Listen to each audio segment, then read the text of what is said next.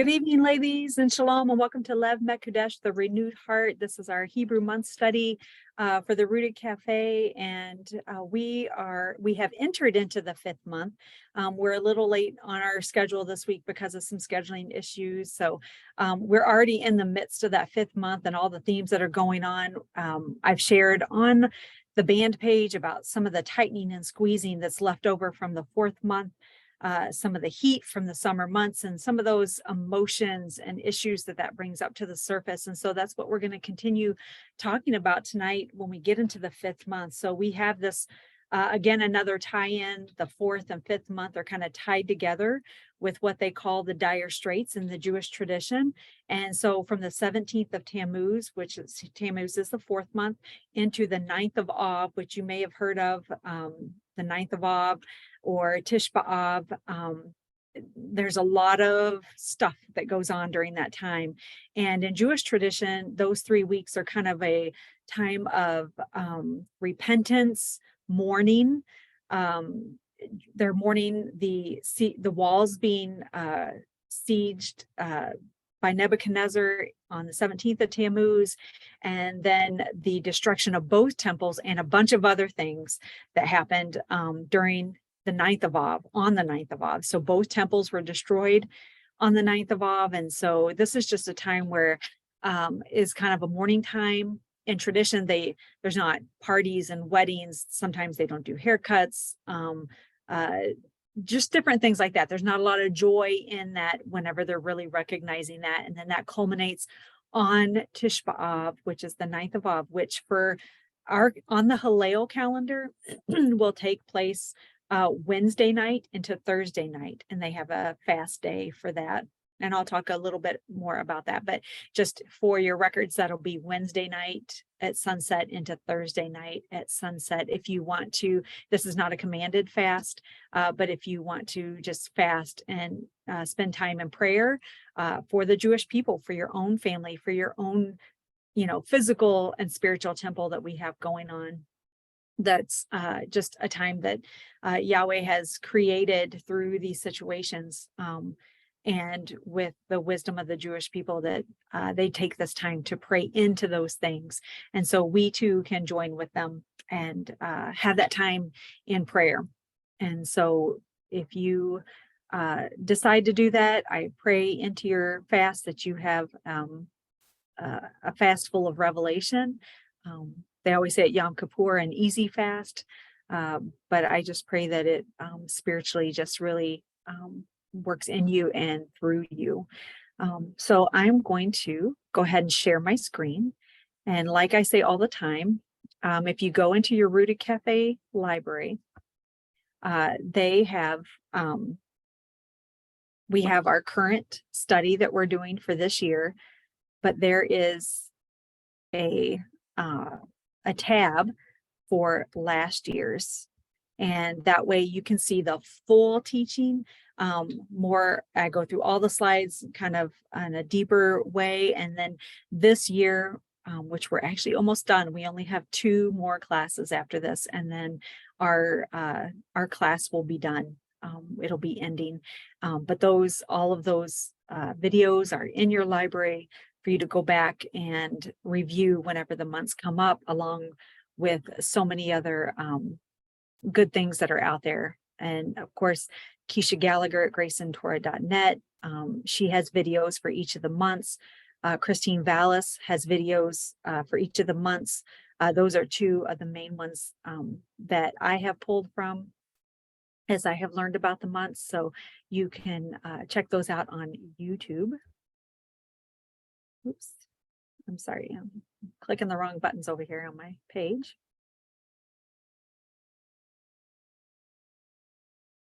Okay. Are you seeing it okay, Tish? Okay. All right. I'm going to minimize. So Lev Mekudesh, our renewed heart. So like we said, it's the 5th month. Some of the things that we are talking about are hearing. Simon is our Simeon is our tribe for the month, and the Lion of Judah. So we've got all those things that kind of will interconnect together. But let's start off right with the name of Av. The month of Av is father, and it's common to add Menachem Av, which means comforter. So Menachem Av means the comforting father. And so, like I said in the opening, because of this time that's has historically been very tough in for Israel, for the Israelites, for the Jews, for the scattered people, and sometimes for us during this time, we'll notice things are popping up, whether it's the heat of the summer months that are just kind of bringing emotions to the surface, whatever it may be, our authority being challenged, us challenging authority ourselves.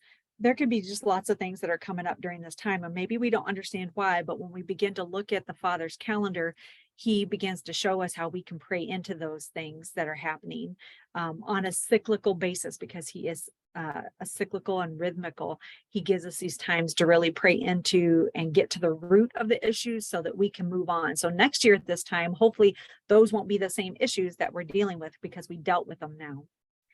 We talked about a lot of squeezing and destruction. And if you watched last month's video, it's kind of that same thing, that continuation. But in this month comes the comfort. That's why we get the comforting father for the month. The Haftarahs, if you really follow the Torah portion, you'll notice that the Haftarahs didn't really seem to be linked with the Torah portion like they normally are. Like, you may not see the connection. Well, what happens during once the 17th of Tammuz comes, what happens is that the Haftarahs are usually about kind of the destruction of the temple and the persecution and the being taken into exile, the rebellion of the people of Israel, and what came about from that, how they ended up in exile because of the things that they were doing, the idolatry and different things, not taking care of the widow and the orphan and the sojourner. So you'll notice a shift after we get through the 9th of Av that's coming up this week. You'll begin to see a shift in comforting passages. And all these usually, I think they're all from Isaiah, if I remember correctly. They all come from Isaiah. So the beginning ones are a little like, this is what you've done, and this is why you're going into exile. And then the other ones are say, but I'm going to restore you. There's a restoration that comes, the comforting father comes, and I'm going to talk a little more about that later. That's what he's really put on my heart to share. So I'm going to just go through and give kind of the information, but although I end up just wanting to chat about these things because I just love it so much. But the 9th of Av, there's kind of a culmination on the 15th of Av, which is called Tu B'Av. And that's almost in modern Israel. It's almost like a Valentine's Day. It's kind of a day of love. So remember, all through this time, they haven't had weddings. It's been mourning. It's been a lot of that thing. So Tu B'Av brings in this idea of love and joy and that comfort. And so they really celebrate the Tu B'Av as kind of a day of love. And if you look in Valerie Moody's book, The Feast of Adonai, and it's in the library, the Rudy Cafe in the store. And she has great information on the historical different readings that they do, what it looks like and what it looked like then, what it looks like now. There's a lot of good stuff in there. So check that out. So again, mourning and comfort, hearing and obeying, destruction and renewal, Rachel weeping for her children. The walls that weren't guarded were breached, and now destruction has taken place. Now the temples are gone. And so these are the themes that we cover. And again, I love the tie-in of our vision from last month and our hearing for this month. So last month we had Reuben was our tribe. Behold the sun. What are we looking at? What are we seeing? The 9th of Av is also connected to the 12 spies. And then when they came back, the 10 who saw the giants and did not see the good fruit. And when they spoke those words, then a lot of the people in Israel said, no, we can't go in, we can't go in. And then that led to them remaining for the remaining 40 years in the wilderness. And so that's another big thing about what they saw and what they heard. And so we really have to be discerning during these months about what it is we're seeing and what it is we're hearing. What voices are we listening to? The number 5, because it's the 5th month, the first thing I think of is the 5 books of Torah. And then I go, because I'm a creation gospel trainer, I go right to the 5th day of creation, birds and fish. Birds and fish, they follow a cycle pattern. They're taking the seeds from day 3, which they're connected to, like on the menorah, a chiastic link it's called. They are linked to taking those seeds and they're spreading them out, and they're working in the power of day 5 feast day, a day 5 spirit, which is power, but also the day 5 feast day, Yom Teruah, blowing out that trumpet takes that power, that wind to move those things. And so even the stork in the sky knows her appointed times. And really our rebellion sometimes is about not wanting to follow his word, not follow his instructions that he's given us, whether it be about the feast days, whether it be about how we treat the widows and the orphans, whether it's how we deal with our own anger and our own the people around us who may be unrighteous and unholy. Maybe we are treating them in the way that is not the way the Father would want us to, because then we're not being that salt and light that is calling people to his instructions because of our behavior. So that's a little bit about the number 5. So you can look more into that if you're interested in those numbers.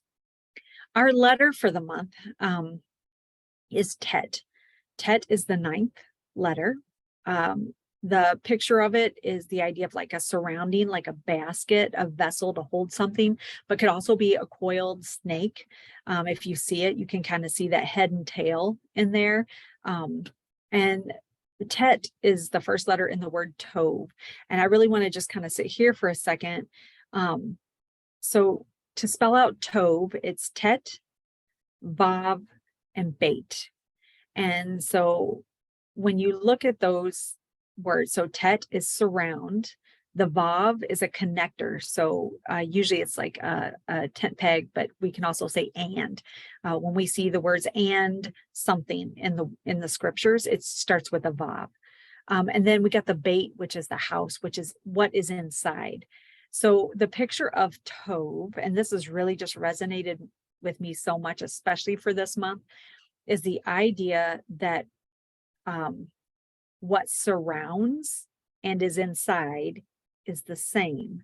There is no deception. So when it is good, it is the same in outside and inside. So we know that sometimes we get that the enemy dresses up like something he's not. But when we really explore, we can tell that he is not the same on the inside as he's presenting himself on the outside. Now, this may be through a person, this may be through a doctrine, this may be an idea of something we've heard. Maybe it's just things that we're telling ourselves, so to speak, but really that's the enemy that's trying to tell us, you're not really good at this because of this, this, and this. Maybe you're not a good mom.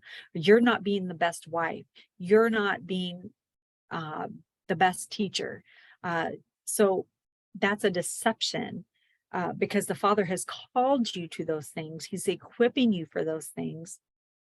He can make it good. So what's on the outside is the same as what's on the inside.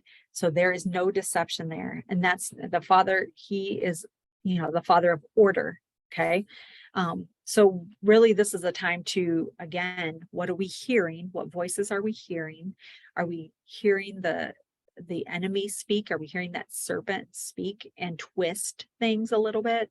And then if you look at the Tet, the head and the tail, are we bowing our tails? So the tail, or for us, like let's say our feet, that represents our beast nature, our heel, our soul. Are we bowing that to the head? And the head represents the spirit. And so we should be bowing our tail or our feet, our nephesh, to the spirit, to the head. And so those are just some of the things that we can think about. But also because it's the ninth letter and the value is 9. And we remember we talked about it being a basket, a vessel for holding something. We think about the womb. What is it holding? What is about to be birthed? And what good things are going to come forth from that, because we are hearing and seeing the correct way. So here is our Simeon, and his name Shimon in Hebrew has to do with hearing. You'll hear that word. You can hear Shema, that root word in there.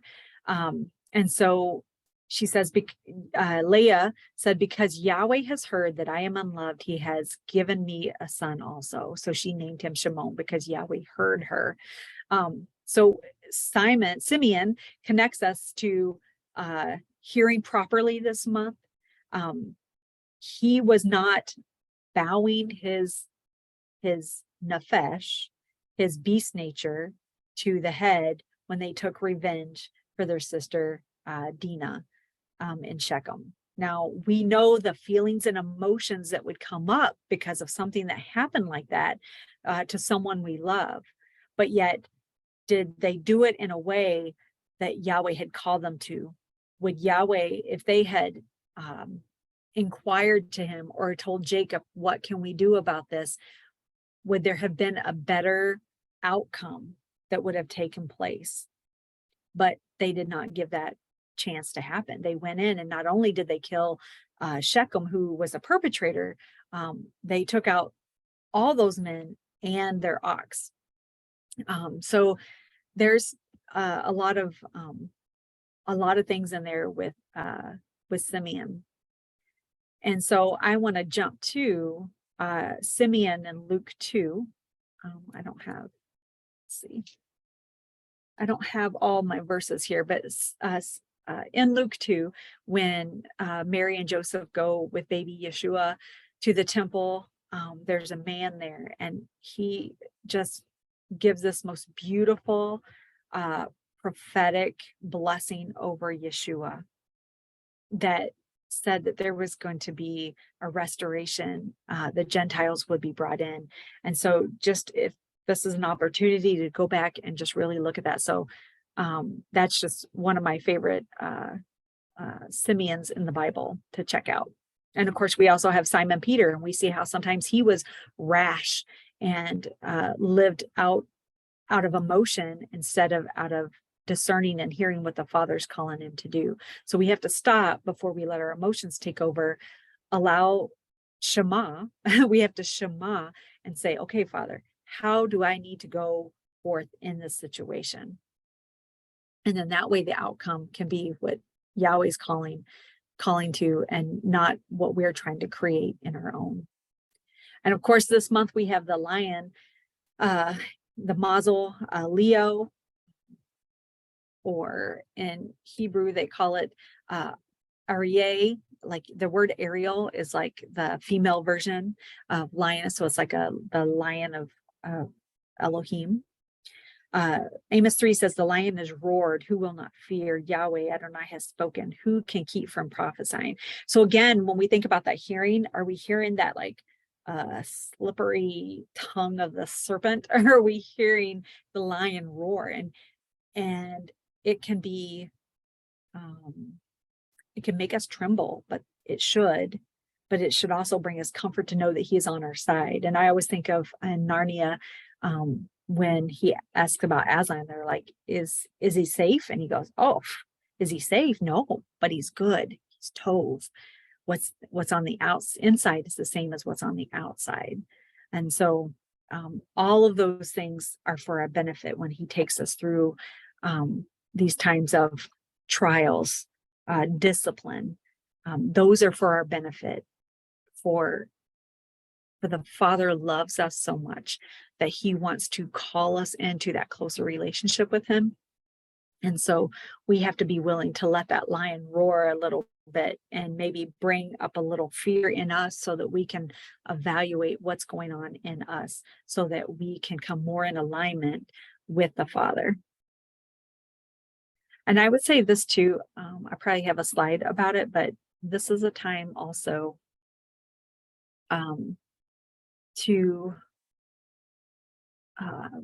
really think about your relationship with your father, your earthly father, because maybe there's father issues that come up during this time. And so I just would just counsel you into really looking into that maybe your relationship with your earthly father has kind of like painted a picture for you for the heavenly father, and maybe you've worked through that and gotten through that, but this may be a time where if those things are coming up, maybe your relationship with your earthly father is strained. So just pray into that during this month of the Father, and see what the heavenly father, how he wants you to go about dealing with that. So I have the other constellations that go in. And again, those constellations just tell the beautiful story of the Father, of our beginnings, of what the enemy tries to do, but how there's always our conquering hero Messiah that takes care of us. And so all of those constellations really go into that. The Dung Gate. Don't we love this one? Last month was the Valley Gate. We talked about the Valley decision, but we talked about how those gates come out to a possible the Henan Valley, which is where they threw refuge, where they threw bodies, corpses, things like that. Well, here we have the Dung Gate that leads out again to the valley where they're throwing this. So the 4th month and the 5th month, we're really focusing, are we getting the yuck and the refuse out? This is the time to do it. This is a picture of our humility and repentance. We have to say, what is this yucky, gross stuff in me that I need to get out? And so I'm going to take it out, and you're going to take care of it. You're going to burn it up. You're going to be the one who cleanses me. And that what I love about this is that it's going to lead us into the 6th month. And so I want you, if you're hearing this video, I want you to think about this concept of getting the refuse out, getting clean. And then when it leads us into the 6th month, which is the month of Elul, which is one of my favorite months. I love it. I love to teach it. I love all the themes in it. So we really, this is the month where we're thinking about. Last month, it was our vision, our eye gates. Now we have our ear gates. What do we need to guard? What do we need to get out that has come through our eyes, come through our ears? Maybe it's the message from the enemy. Maybe it's something from the world. Whatever it may be, we want it out because we don't want our temple to be destroyed. And then the Tisha B'Av. And so I'm just going to, let me see what else I have here. So we've already talked about, Tisha B'Av and the meaning behind it. Some of the things that were read. So I'm going to look at, what's my time? 5:56. Okay. So I want to sit in here for a little bit in Zechariah 7. And I'm just going to read this, but this will go with this whole theme. In the 4th year of King Darius, the word of Yahweh came to Zechariah on the 4th day in the 9th month, the month of Kislev. The people of Bethel had sent Sherezer and Regem Melech together with their men to entreat of Yahweh by asking the priests of the house of Yahweh Almighty and the prophets, should I mourn and fast in the 5th month, as I have done for so many years? The word of Yahweh Almighty came to me and said, ask all the people of the land and the priests, when you fasted and mourned in the 5th and the 7th months for the past 70 years, was it really for me that you fasted? And when you were eating and drinking, were you not just feasting for yourselves? Are these not the words of Yahweh proclaimed through the earlier prophets when Jerusalem and its surrounding towns were at rest and prosperous, and the Negev and the western foothills were settled? And the word of Yahweh came again to Zechariah. This is what Yahweh Almighty says: administer true justice, show mercy and compassion to one another. Do not oppress the widow or the fatherless, the foreigner or the poor. Do not plot evil against each other. But they refused to pay attention. Stubbornly, they turned their backs and covered their ears. They made their hearts as hard as flint and would not listen to the law or the words that Almighty had said by his Spirit through earlier prophets. So Yahweh Almighty was very angry. When I called, they did not listen. So when they called, I would not listen. So when I called, they did not listen. So when they called, I would not listen, says Yahweh Almighty. I scattered them with a whirlwind among the nations where they were strangers. The land they left behind has become desolate. No one traveled through it. This is how they made the pleasant land desolate. Okay. So that sounds very, disconcerting. When we read that, we're like, wow, that's tough. But we also see how they played into that by their behaviors. And now I'm going to read, I didn't have this one on there, but I want to look at Zechariah 8, just not the whole thing, but just a little bit, because that's 7. That's all of 7. Then it goes right into 8. It says, and the word of Yahweh of hosts came saying, thus says Yahweh of hosts, I am exceedingly jealous for Zion. I am jealous for it with great wrath. I have returned to Zion, and I will dwell in the midst of Jerusalem, and Jerusalem will be called the faithful city. Then it goes on and says, old men and old women shall again sit in the public squares of Jerusalem, each with staff in hand because of great age. And the public square will be filled with boys and girls playing in the public squares. Now you begin to see that redemption that's happening. So we're going to go on down and read. For there will be a sowing of peace. The vine will give its fruit. The soil will give its produce.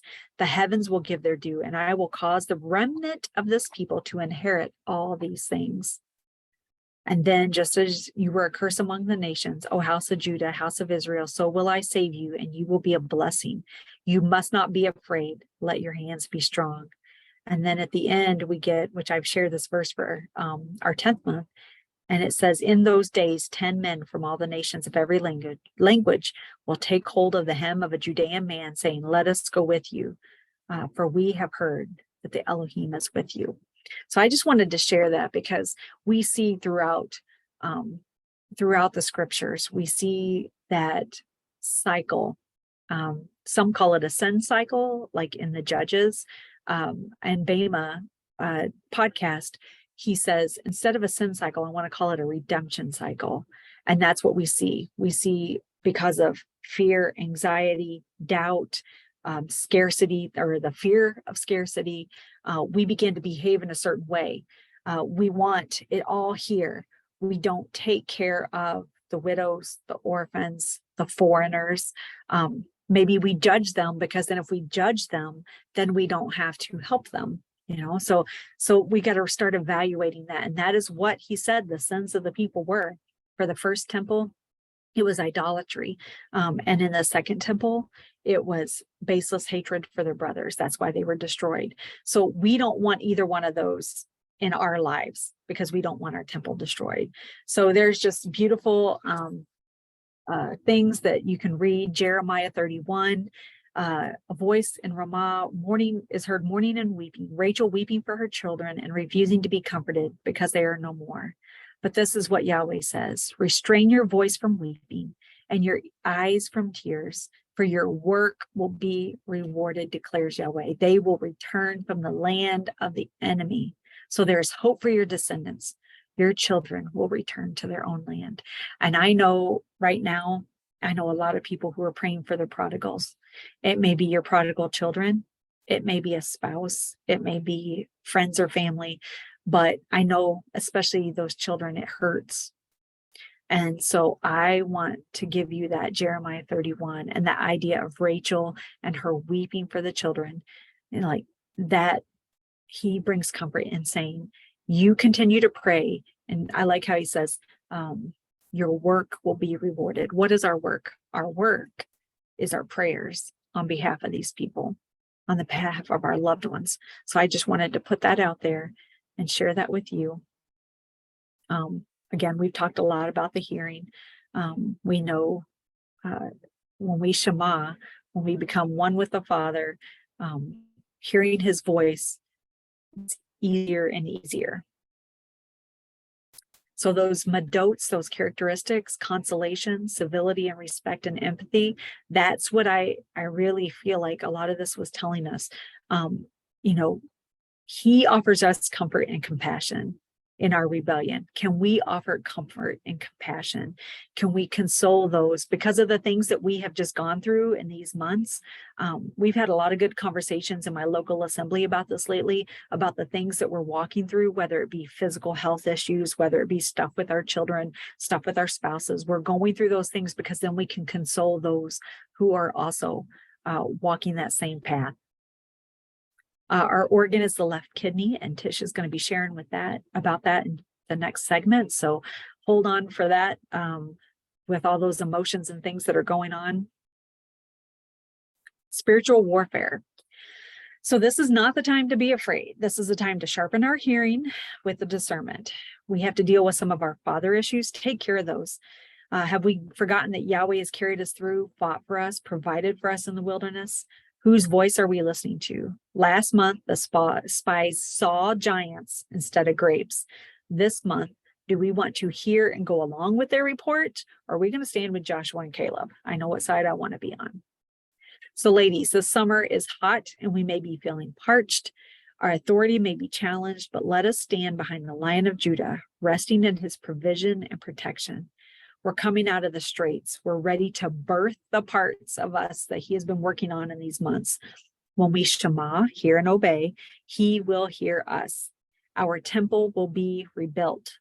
We are taking out the old garbage, ready to fill it. We want to be filled as his holy vessels. Our comforting Father knows that this is difficult, and he's going to walk us through with empathy through Messiah Yeshua, who walked this world as a man, understanding what we are going through.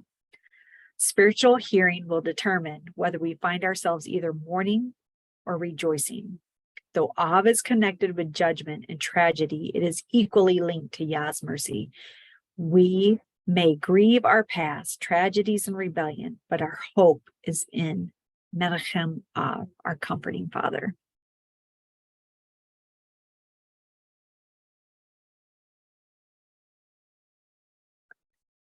So ladies, that is what I have for you. I just really want you to focus in on, sometimes it's hard not to be focused on those negative things, those tough things that are happening during this month. But I think if we flip that switch and we focus in on that comfort that he wants to bring us, it's going to start, that is how we start seeing those changes in the things, circumstances and things that we're going in. Maybe because of our outlook, maybe because our outlook and our behavior changes because we're resting in his comfort. Then we don't have to be so worried, so anxious, so angry, so whatever emotion you want to put there, because we remember who he is and how he wants to comfort us. And so ladies, that's what I want you to walk in this month. So shalom.